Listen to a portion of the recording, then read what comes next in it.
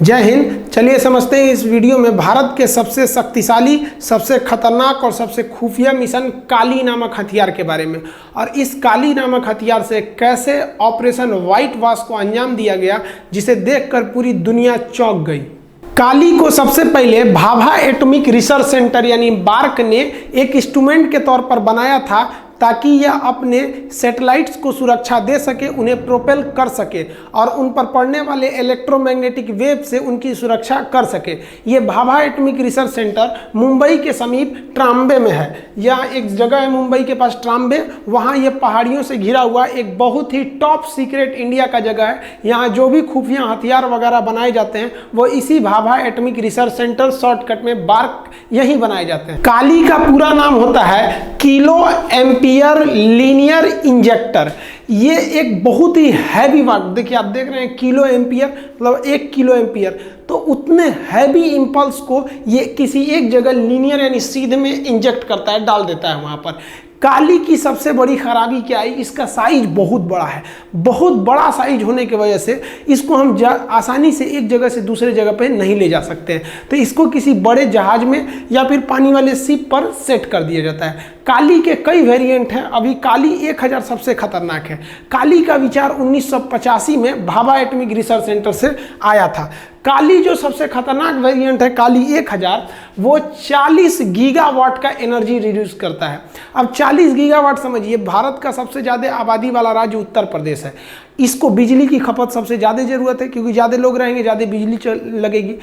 तो उत्तर प्रदेश को भी 40 गीगावाट बिजली की जरूरत नहीं है, पूरे उत्तर प्रदेश को। सोचिए, ये एक राज्य को चला सकता है, इतना भयानक इसमें बिजली होता है। 40 गीगावाट को इतना भयानक ये बिजली देता है। तो आप कहिएगा जो सर तब क्या जरूरत है बिजली घर लगाने का, कालिए को लगाइए ना, बिजली की जरूरत है पूरी हो जाएगी, कोई दिक्कत नहीं होगा बिजली का।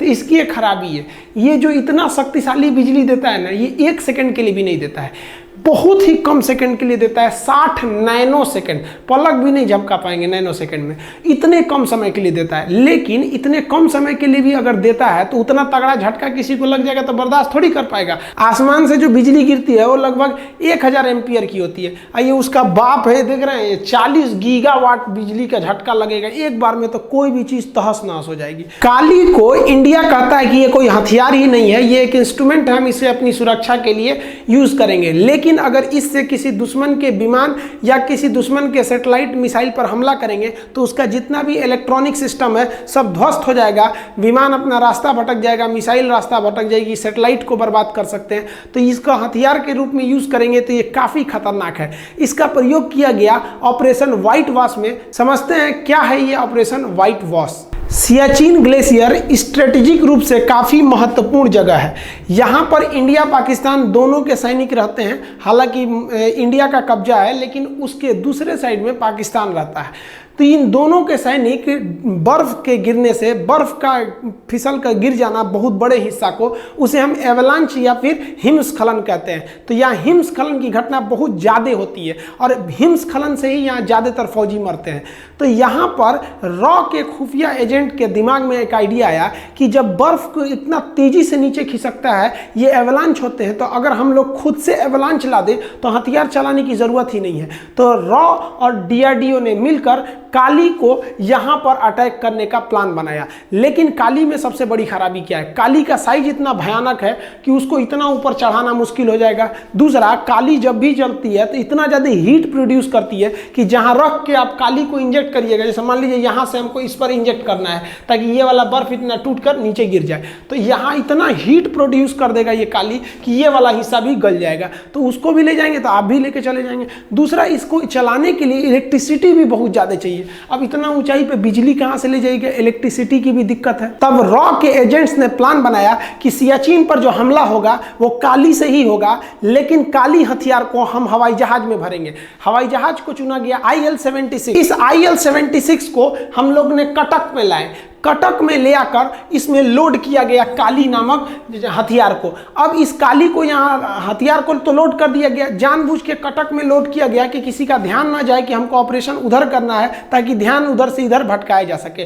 और काली को यहाँ पे लोड करने के बाद इसे सहारनपुर एयरबेस पर हम लोगों ने पहुंचा दिया और इसकी सुरक्षा में सैनिकों को तैनात कर दिया। किसी को यह नहीं पता था कि इसके अंदर है क्या, इस विमान के अंदर। लेकिन सबसे बड़ी जो समस्या आनी थी कि इस विमान के अंदर स्थित काली को बिजली कहां से दिया जाए। उतना हैवी बिजली नहीं दे पाए सकते थे, एक जहाज का इंजन उतना बिजली नहीं बना पाता है। बिजली की समस्या दूर करने के लिए रॉ के एजेंट्स ने दिमाग लगाया कि अगर हम विमान का इंजन खोल लेते हैं तो विमान का इंजन बहुत ही बड़ी मात्रा में बिजली पैदा करता है और इस बिजली को हम कैपेसिटर और ट्रांसफार्मर की मदद से हाई वोल्टेज को बना सकते हैं। तो एक विमान का इंजन को खोलकर IL-76 के अंदर सेट किया गया और उससे बिजली बनाकर काली को स्टार्ट किया गया। IL-76 के अंदर काली नामक हथियार था, उसे अकेले नहीं छोड़ सकते थे, इसलिए सुरक्षा का बहुत ज्यादा ध्यान रखा गया। कई लेयर की सुरक्षा बनाया गया और सबसे पहले आगे भेजा गया एवॉक्स विमान को। एवॉक्स का मतलब होता है एयरबॉर्न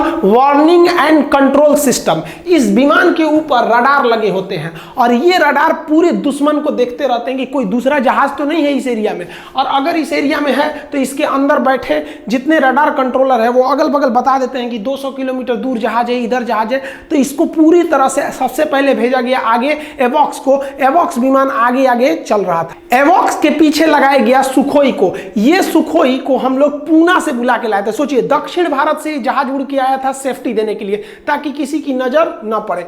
सुखोई विमान की खासियत है ये इंटरसेप्टर है, दूसरे जहाज को बहुत तेजी से दौड़ा के मारता है। तो जैसे एवॉक्स किसी विमान को देखेगा उसे इंटरसेप्ट करने के लिए सुखोई को लगाया गया। मान लीजिए कि सुखोई किसी जहाज का पीछा करने के लिए चला गया, तो इस काली को ढो रहे IL-76 की रक्षा कौन करेगा? तो इसके पास रहकर इसकी रक्षा करने के लिए मिराज 2000 नामक जहाजों को तैनात किया गया। क्योंकि कोई भी जहाज कश्मीर से उड़ान नहीं भरा था ताकि दुश्मनों की नजर न पड़े, सभी के सभी जहाज हिंदुस्तान के अलग अलग कोना से उड़े थे।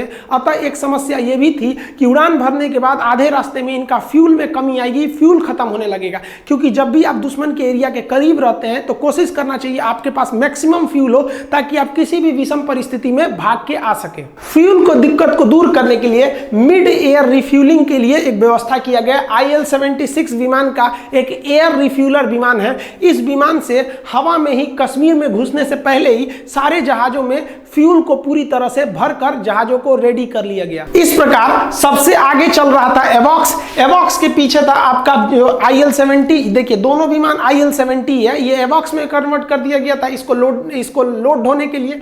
अब इनकी सुरक्षा के लिए लगे थे आपके सुखोई जहाज लगे थे, मिराज जहाज लगे थे और रिफ्यूलिंग की भी व्यवस्था की गई थी। ऊपर से इसरो के सैटेलाइट भी उन पर नजर जमाए हुए हैं। इसरो के सैटेलाइट वहां पर सियाचिन के पास मिनटों की खबर ले रहे थे कि वहां पाकिस्तानी सैनिक क्या कर रहे हैं, क्या नहीं कर रहे हैं, हिमस्खलन, बर्फ की मोटाई कितनी जमी है, क्योंकि रात भर में बर्फ और ज्यादा जम जाता है। इन जहाजों के कैप्टन में किसी को नहीं पता था कि हमें हमला कहां करना है, केवल पता था कि IL-76 के पायलट को और उसके अंदर ऑपरेट कर रहे काली को।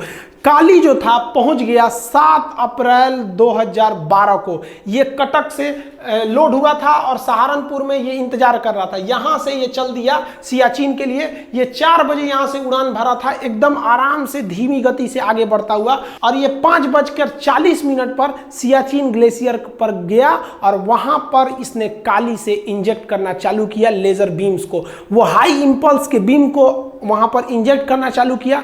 इसके इंजेक्ट करने से हाई बीम के क्षमता से वहां एक हैवी एवलांच, एक बहुत बड़ा हिमस्खलन, एक बहुत बड़ा बर्फ का चट्टान जो था वो नीचे से खिसक गया और वो नीचे गिरने लगा। इसके गिरने की रफ्तार 300 किलोमीटर प्रति घंटा थी। बुलेट ट्रेन की रफ्तार से ये बर्फ गिर रहा था। इसकी खबर पाकिस्तान को जब तक लगे कि बहुत देर हो चुकी थी, इतनी तेज रफ्तार के आगे आप कुछ भी नहीं कर सकते हैं। ये 15 मिनट के अंदर 15 मिनट 80 फीट मोटी बर्फ की चादर बिछ गई। सोचिए 80 फीट लगभग 8 से 9 मंजिला ऊंचा बर्फ ढक गया पाकिस्तान के जो वहां बंकर्स थे उनके ऊपर। इन बंकर्स में पाकिस्तान के 124 जवान दबकर मर गए। प्रकार भारत का एक टॉप सीक्रेट मिशन कंप्लीट हो गया। इसे नाम दिया गया था ऑपरेशन व्हाइट वॉश। ये इतना सीक्रेट था कि इंडिया की कोई भी गवर्नमेंट, कोई भी ऑफिशियल संस्था इसे मानने से इनकार करती है। पाकिस्तान ने अंतर्राष्ट्रीय दबाव बनाया लेकिन भारत ने उसे सिरे से नकार दिया। उसने कहा कि काली नाम का कोई हथियार ही नहीं है, ऑपरेशन व्हाइट वॉश कुछ भी नहीं है, ये हम इसको इनकार करते हैं। लेकिन भारत का ये टॉप सीक्रेट आने वाले फ्यूचर में सियाचिन या द्रास बैटालिक सेक्टर में लड़ाई में काफी महत्वपूर्ण भूमिका निभाएंगे। ऐसे ही भारत का एक और टॉप सीक्रेट मिसाइल बन रहा है शौर्य मिसाइल। ये हाइपरसोनिक होगा। इसके लिए एक सेपरेट वीडियो बना देंगे। मिलते हैं हम लोग अगले वीडियो में, तब तक के लिए जय हिंद।